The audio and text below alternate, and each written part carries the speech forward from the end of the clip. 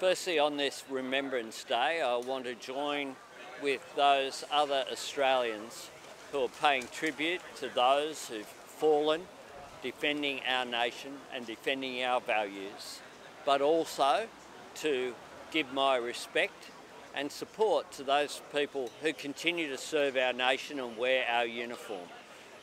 We're reminded that since the last Remembrance Day, we've now had called the Royal Commission into veteran suicide. This is far too prevalent, and I really hope that out of this Royal Commission comes more support for our veterans community. Happy to take questions. Sure.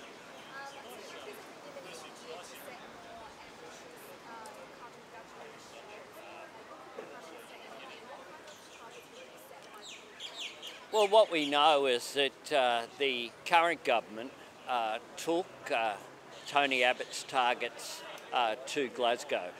And we know that the Paris Accord calls for an update of targets right now, was what other countries did indeed. It was only Australia, Mexico, Saudi Arabia and Brazil of the advanced economies that refused to update the target. And that was because of the chaos within the coalition.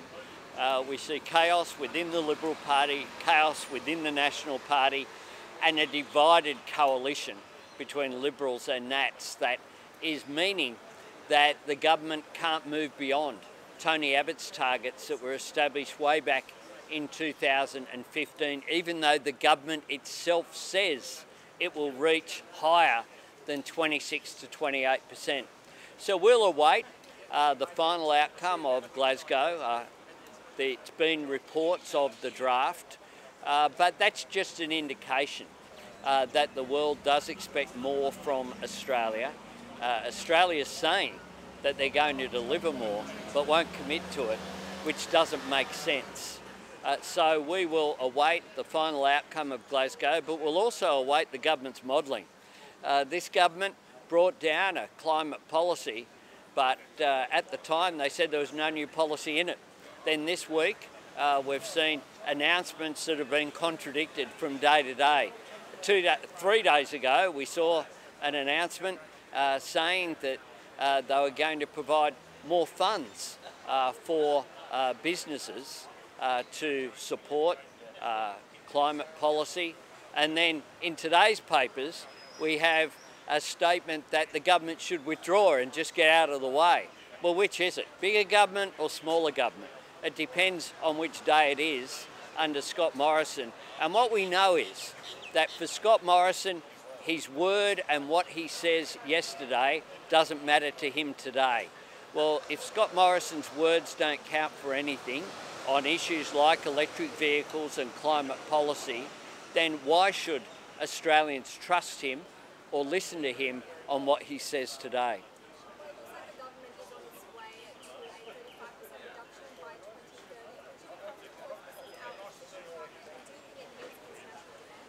Well, their target, of course, is 26 to 28. That's their target. They say that they'll get to 30 to 35. If that's the case, why don't they get serious about it? What you have from the government isn't a policy, it's a vibe. And what we need is more serious policy, and we need some consistency. This is a government that speaks about technology, but it ridiculed renewable energy. It ridiculed batteries for renewables. It ridiculed renewable energy targets. And now Scott Morrison wants to rub all that from history. He wants to pretend that what he said yesterday doesn't matter. Well, if he doesn't give any credit or any regard to what he said yesterday, Australians shouldn't have regard for what he says today, because it's all about the 24-hour news cycle. If you're going to challenge the major issues confronting Australia and take up the opportunities, you need a government that can have consistency of policy, that can look at what the future will look like, implement policies to shape that future in the interests of people. If you don't do that, the future will shape you. What we need a government is a government that shapes the future in the interest of the Australian people, a Labor government will do just that. So, look, there hasn't been in Australia a new coal-fired power station built on this government's watch in 9 years. And that's because the market is saying that the cheapest form of new energy is renewables. That's the reality of the market. And the market is speaking to ensure that that's the case. This government likes to pretend with its rhetorical position that change isn't happening. But in the 21st century, it is. And it is economics that is driving that change. Mr Albanese, Mr Keating yesterday obviously had some stern words about Labor's foreign policy stance. Do you agree with him that there should be some sort of overhaul of that policy, or is Mr Keating not cognizant of the current geopolitical kind of environment that we're in? Well, the Labor Party foreign policy is determined by our party, both at party conferences that were broadcast live on air. We don't have secret conferences like the Liberal Party, and we, unlike the Greens, don't have leadership ballots without telling anyone till a year afterwards. We've had our processes. We have a very clear foreign policy principles, and that's built on three principles. One, our alliance with the United States. Second, our regional engagement. And third, support for multilateral forums, including the United Nations. We have a consistent approach to Australia's place in the world. Labor has a strong policy based upon those three principles of our alliance with the United States, engagement in our region, and support for multilateral forums. One of the reasons why I think that regional engagement is so important and climate change action is so important is that that is a part of our national security relationships. The first visit I made overseas as Labor leader was to Indonesia, because it is such a critical relationship that we have. I then, of course, made a visit to the United States to talk about defence and foreign policy, because that relationship is very important as well.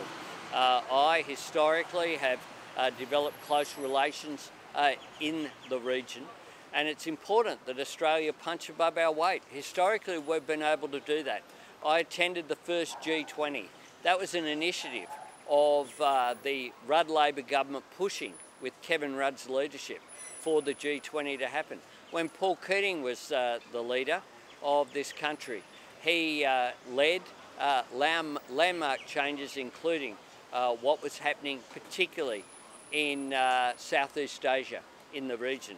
It's important we're prepared to engage. I always listen to Paul Keating as a respected former leader, but the Labor Party determines our policy going forward, and that's a policy based upon principle, but also based upon recognising where we are in 2021. And we live in an era of strategic competition between the United States and China, but I agree with the Biden administration that what we need is competition without catastrophe. That requires diplomacy, that requires engagement, but it also requires acknowledging that China's posture has changed in recent times, and that's had an economic impact, and that is the responsibility of China changing its position as they have in recent years. Have you had a chance to look at the release this morning, the China-US release? Or what? Sorry, no, sorry. On an economic question, I understand Sure. in respect you probably haven't seen the latest Labour Force data because you didn't hear, but it went up to 5.2% in increase in participation. I just wanted to see if you're concerned around any issues in Australia trying to find meaningful employment, given the kind of the COVID recovery we're going into, and people find adequate jobs. Look, there are under 2 million Australians who are either unemployed or underemployed. And for so many of those Australians who are in the workforce, they don't have wages that are keeping up with the cost of living. That's the real crisis that's out there, is insecure work. And that's why Labor has a plan for secure work, for making sure that we have proper regard to permanent work, the sort of jobs where you can pay for a mortgage, the sort of jobs where you can plan for a family. That's why we want to address issues like the cost of childcare. So many people out there look at the figures from time to time and the announcements that are made on the national level and say to themselves, that's not what my life feels like. My life is just getting tougher and tougher. My wages aren't keeping up with the cost of living. I'm struggling to pay a mortgage or to pay my rent. I'm struggling to pay for school fees. I'm struggling as well in working, like many Australians are, in 2, 3 or 4 jobs. We're seeing a rise in employment through the gig economy. The gig economy where people aren't guaranteed minimum wages even.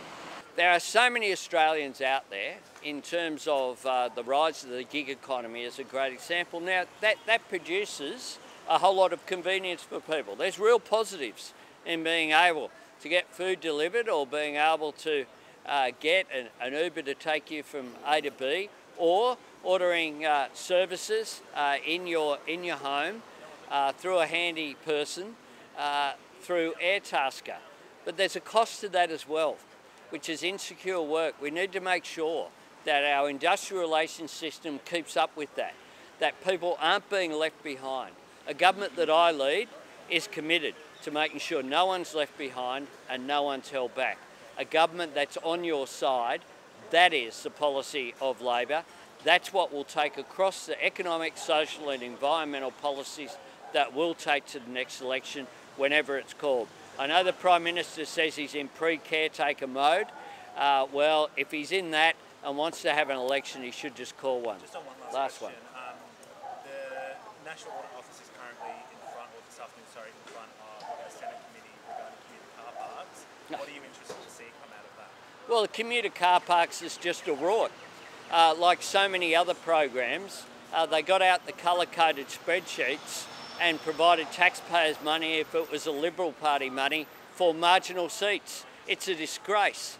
And the fact is that that's why we need a National Anti-Corruption Commission to stamp out this sort of abuse of taxpayer funds.